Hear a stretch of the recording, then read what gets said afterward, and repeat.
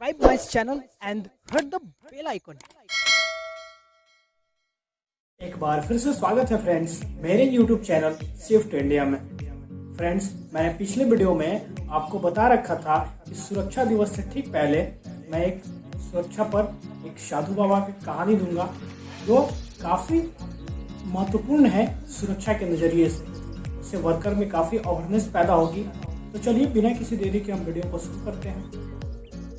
आपको अगर आप को इनविटेशन मिलता है माइक पे बोलने के लिए तो आपको जाते जाते ही बोलना है। सुरक्षा दिवस के अवसर पर मुझे भी अपने वक्तव्यों को आपके समक्ष रखने का मौका मिला है, इसके लिए बहुत बहुत धन्यवाद। और जो भी त्रुटि हो उसे आप क्षमा करने की कृपा करेंगे और फिर हम अपनी कहानी स्टार्ट करेंगे। तो एक बार की बात है, एक गांव में बाढ़ आया हुआ था। बाढ़ तो आप समझते ही होंगे, ये मानव प्राकृतिक आपदा है, मानव जनित आपदा नहीं है। एक बार एक गांव में बाढ़ आई हुई थी और बाढ़ ने बहुत भारी क्षति उस गांव को पहुंचाई। उस गांव के सारे लोग अपने अपने संपत्ति को छोड़, अपनी अपनी सारी संपदाएं, घर, मकान सबको छोड़कर बाहर निकलने का फैसला लिया और अगले ही दिन निकलने भी लगे। लेकिन उसी गांव में साधु बाबा रहते थे और वो बिल्कुल गांव छोड़ने को तैयार नहीं थे। कारण ये नहीं था कि उनकी बहुत बड़ी संपदाएं थी, उनकी हठ धर्मिता ने उन्हें गांव छोड़ने पर मजबूर नहीं किया। जब गांव में पानी भरने लगा तो उसी गांव के एक व्यक्ति ने साधु बाबा के पास जाके उनसे आग्रह किया कि आप यह गांव छोड़ के चले जाइए, यह मंदिर छोड़ के आप हट जाइए, अन्यथा आप बाढ़ में डूब सकते हैं।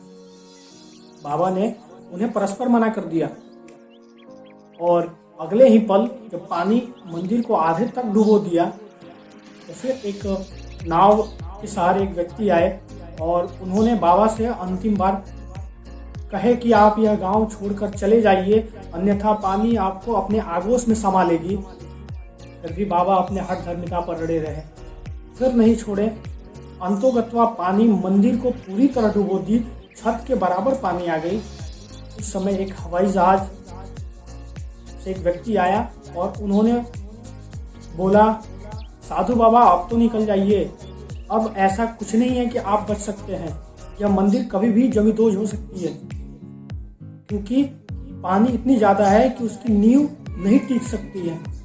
लेकिन बाबा फिर अपने हठ धर्मिता पर अड़े रहे और अंतोगत्वा बाबा मृत्यु को प्राप्त हुए। जब मृत्यु को प्राप्त हुए तो ऊपर गए तो लगे भगवान को कोसने। जब भगवान से ये पूछे कि मैं तो आपकी इतनी पूजा भक्ति किया करता था, फिर भी मुझे मृत्यु क्यों मिले, आपने मुझे बचाने क्यों नहीं आया?